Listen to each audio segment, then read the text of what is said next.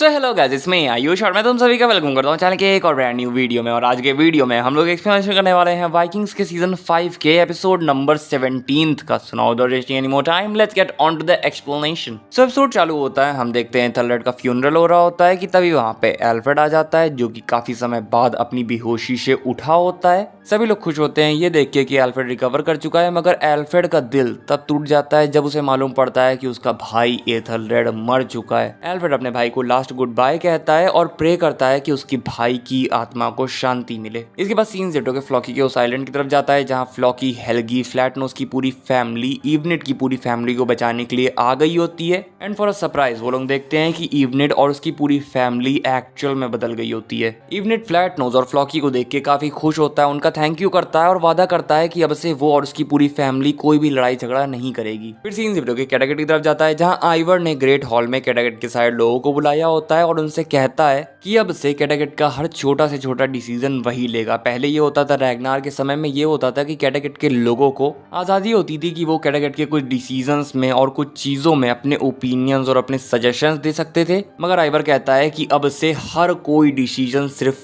वही लेगा। इसके बाद सीन जेटो के वेसेक्स के विला की तरफ जाता है जहां जूडिथ एथेलफ्लेड के रूम से एथेलफ्लेड का सारा सामान पैक करा रही होती है, क्योंकि अब जब एथेलरेड मर चुका है तब एथेलफ्लेड के यहाँ रहने का कोई मतलब नहीं है और वो इतनी जवान है कि उसे कोई दूसरा हस्बैंड मिल जाए। एथेलफ्लेड विला से जाने के थोड़े से अगेंस्ट होती है, मगर जूडिथ उसे फोर्स करती है और समझाती है कि नहीं, तुम्हें यहाँ से जाना होगा। सीन वापस से ग्रेट हॉल की तरफ जाता है जहाँ आइवर कैटागेट के सारे लोगों से कह रहा होता है कि वो हर डिसीजन को चूज करने की और पूरी अथॉरिटी इस वजह से ले रहा है क्योंकि वो उन्हें बचाना चाहता है। नॉर्मल लोगों को अदर बुरे लोग मैनिपुलेट करके उनसे अपना काम निकाल लेते हैं, उन्हें यूज कर लेते हैं, मगर अब आइवर ऐसा नहीं होने देगा। अब से आइवर ही सारे डिसीजंस को लेगा जिससे कोई भी किसी को मैनिपुलेट नहीं कर पाएगा और आइवर सबको प्रोटेक्ट करेगा। जो सुन के सब लोग आइवर की जय जयकार करने लगते हैं। इसके बाद सीन शिफ्ट होता है, हम देखते हैं एल्फ्रेड और जूडिथ साथ बैठ के खाना खा रहे होते हैं और जूडिथ एल्फ्रेड को बताती है कि एल्फ्रेड काफी समय बाद अपनी बेहोशी से जागा है और जितने समय वो बेहोश था उतने समय में जूडिथ ने और सारे गद्दारों को मरवाया है और उसके ब्रदर को हैंडल किया है। एल्फ्रेड समझ नहीं पा रहा होता है कि जूडिथ यहाँ पे क्या कहना चाह रही है। एंड जूडिथ इलेबोरेट करते हुए एल्फ्रेड को बताती है कि जब एल्फ्रेड बेहोश था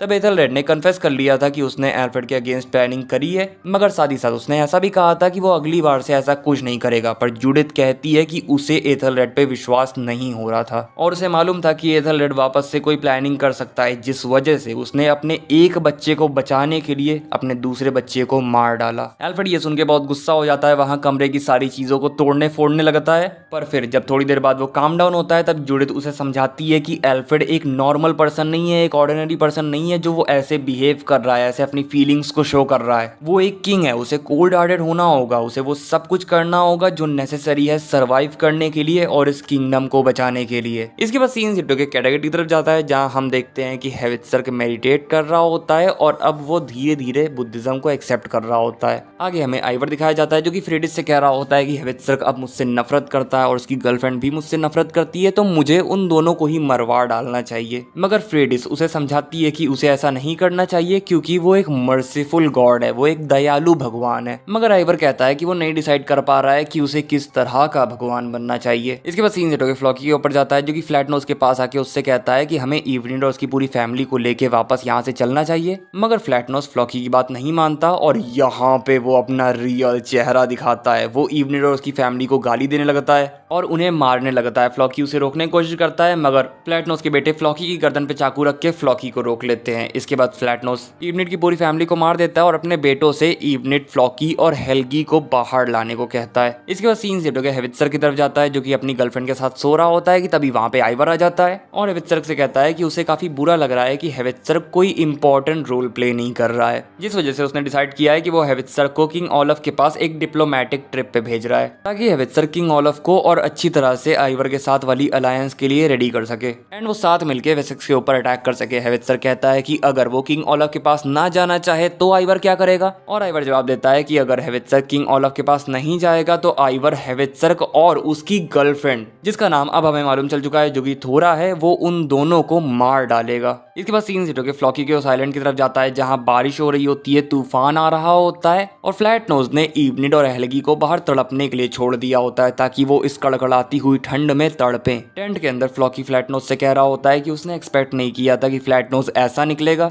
और फ्लैटनोज जवाब देता है कि वो कुछ भी बुरा नहीं कर रहा है, वो बस अपने बेटे और बेटी की मौत का बदला ले रहा है। फ्लॉकी फ्लैटनोज से कह रहा होता है कि फ्लैटनोज को एटलीस्ट हेल्गी की जान बख्श देनी चाहिए, क्योंकि हेल्गी ने तो उसकी बेटी से प्यार किया था, वो तो अच्छा आदमी है। और फ्लैटनोज जवाब देता है कि शायद वो हेल्गी की जान बख्श देगा अगर हेल्गी इस तूफान को, इस कड़कड़ाते हुए तूफान को सरवाइव कर जाता है तो। मगर फ्लैटनोज सच बोल रहा है या झूठ, ये तो हमें आगे ही मालूम चलेगा। इसके बाद सीन शिफ्ट होकर यॉर्क सिटी की तरफ जाता है, जहां आधे वाइकिंग्स ट्रेनिंग कर रहे होते हैं और आधे वाइकिंग्स उन्हें देख रहे होते हैं। और बियॉन्ड किंग हैरल्ड और सभी लोग गुनहिल्ड की स्किल्स को देख के काफी इंप्रेस हो रहे होते हैं। फिर बियॉन्ड किंग हैरल्ड के पास आता है और उनसे कहता है कि हमें जल्दी से कोई प्लान बनाना होगा, क्योंकि मुझे उत्सुकता हो रही है, मुझे जल्द से जल्द आइवर के ऊपर जाके अटैक करना है। मगर किंग हैरल्ड कहते हैं कि हम अभी नहीं जा सकते, हमें अगले साल स्प्रिंग का वेट करना होगा, क्योंकि इस समय समुद्र में काफी तूफान होंगे जिस वजह से हमारी बोट्स टूट जाएंगी। मगर बियॉन्ड जवाब देता है कि नहीं, ऐसा कुछ नहीं होगा, क्योंकि उसने सपना देखा है कि वो सेफली कैडागेट पहुंच जाएंगे। इसके बाद किंग हैरल्ड बियॉन्ड से कहते हैं कि आइवर ने उनसे वादा किया है कि आइवर की मौत के बाद किंग हैरल्ड कैडागेट को ले सकते हैं। बियॉन्ड कहता है कि ठीक है, मैं भी आपसे सेम वादा कर दूंगा, और किंग हैरल्ड मान जाते हैं। इसके बाद सीन शिफ्ट होकर फ्लॉकी के उस आइलैंड की तरफ जाता है, जहां अब सुबह हो गई होती है, तूफान खत्म हो गया होता है और इवनिट और हेल्गी स्टिल जिंदा होते हैं। इसके बाद फ्लैटनोज के बेटे इवनिट को फ्लैटनोज के पास लाते हैं एंड उसका अदर बेटा हेल्गी को टेंट में फ्लॉकी के पास ले आता है। फ्लैटनोज इवनिट की गर्दन काट डालता है और टेंट के अंदर हेल्गी फ्लॉकी से रिक्वेस्ट कर रहा होता है कि उसे जीना है, फ्लॉकी प्लीज उसकी जान बचा ले। फ्लॉकी कहता है कि हाँ, फ्लैटनोज ये जानता है कि तुम हमेशा से फ्लैटनोज के साइड पे थे, ना कि इवनिट की।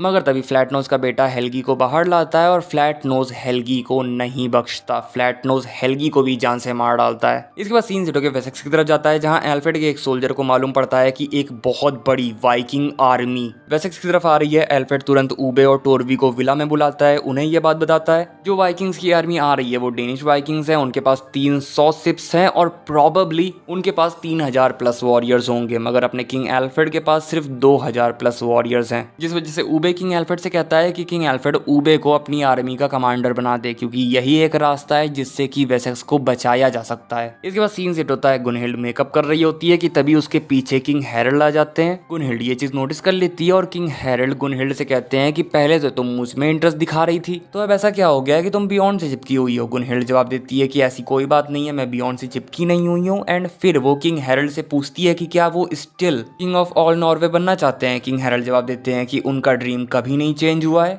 और इसके बाद गुनहिल्ड बोलती है कि वो किंग ऑफ ऑल नॉर्वे की वाइफ बनना चाहेगी और क्वीन ऑफ ऑल नॉर्वे बनना चाहेगी। फिर हमें जूडिथ दिखाई जाती है जिसे कि शायद कोई बीमारी हो रही होती है। इसके बाद सीन शिफ्ट होकर फ्लॉकी के उस आइलैंड की तरफ जाता है, जहाँ फ्लैटनोज और उसके बेटे और फ्लॉकी अपने टेंट पे वापस आ चुके होते हैं। एयूट देखती है कि उनके साथ इवनिट और उसका पूरा परिवार नहीं होता है, जिस वजह से वो फ्लॉकी से पूछती है कि क्या हुआ, और फ्लॉकी उसे बताता है कि फ्लैटनोज और उसके बेटों ने इवनिट और उसके पूरे परिवार को जान से मार डाला, जो सुन के एयूट फूट फूट के रोने लगती है और फ्लॉकी भी उसके साथ रोने लगता है। इसके बाद सीन शिफ्ट होकर कैडागेट की तरफ जाता है, जहाँ हेवित्सर अपना सामान वगैरह पैक करके रेडी हो गया होता है किंग ओलफ के पास जाने के लिए। और हेवित्सर की गर्लफ्रेंड थोरा हेवित्सर से कहती है कि जब वो वापस आ जाएगा तब उन दोनों को शादी कर लेनी चाहिए, और हेवित्सर हाँ बोल देता है। एंड फिर थोड़ा से गुड बाय कह के वहां से चला जाता है। इसके बाद सीन शिफ्ट होकर बियॉन्ड के ऊपर जाता है, जिसके पास और से बताती है कि किंग हैरल्ड ने उसे प्रपोज किया है और ऑफर दिया है कि अगर वो उनसे शादी कर लेती है तो वो एक दिन क्वीन ऑफ ऑल नॉर्वे बन जाएगी। बियॉन्ड कहता है तो फिर तो उन्होंने काफी तगड़ा वाला ऑफर रखा है, और कहता है कि वो किंग हैरल्ड से जेलस है, उसे किंग हैरल्ड जैसा दिल चाहिए। गुनहिल्ड पूछती है कि वो ऐसा क्यों बोल रहा है, और बियॉन्ड बताता है कि आज तक वो अपनी जिंदगी में काफी औरतों के साथ रिलेशनशिप में रहा है, मगर वो इस बात पे श्योर नहीं है कि आज तक उसने उनमें से किसी भी औरत के साथ प्यार किया है। गुनहिल्ड पूछती है तो क्या तुम मुझसे भी प्यार नहीं करते, और बियॉन्ड जवाब देता है कि नहीं, ऐसी बात नहीं है, मैं तुम्हारे बारे में हमेशा सोचता हूँ, मगर मैं कंफ्यूज्ड हूँ कि ये प्यार है कि क्या है। गुनहिल्ड उससे पूछती है तो तुम ये सब मुझे क्यों बता रहे हो, और बियॉन्ड जवाब देता है कि पता नहीं, शायद मैं तुमसे प्यार करता हूँ, मगर मैं अफ्रेड हूँ तुमसे ये पूछने के लिए कि क्या